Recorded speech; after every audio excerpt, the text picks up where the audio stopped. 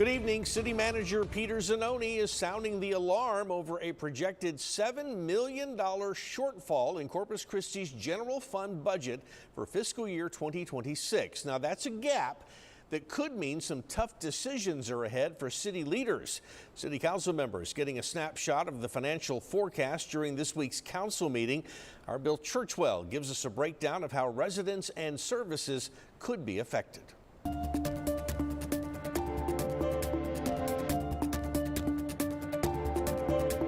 Zanoni says he is confident city leaders can close that $7 million budget gap and deliver a balanced budget.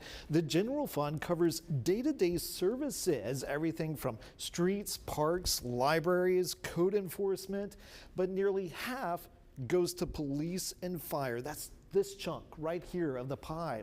Still, that $7 million will have to come from somewhere. Have to either one, raise revenues or cut services, or a combination of the both. That's about 2% of the $350 million projected general fund budget. While it seems small on paper, it could have outsized consequences for public services. The library budget's $5 million.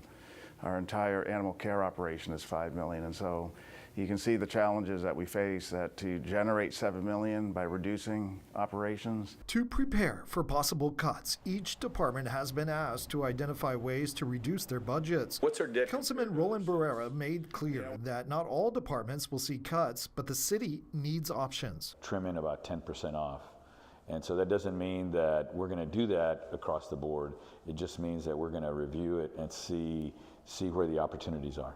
Low-hanging fruit has already been cut, like internal programs and vacant positions. This time, reductions could impact more visible services. That's why we want to look at revenues as well. We're going to look to see some of the user fees and fees for service, if we can increase those. Zanoni points to about a $12 million impact because of tax relief, including expanded exemptions for homeowners and seniors as a major factor behind the shortfall. Well, the city does have reserve funds for emergencies. They could look at plugging the gap with those. However, that's something they want to avoid. Keep in mind, the new fiscal year begins October 1st, so there's still time over the next few months to develop the actual budget.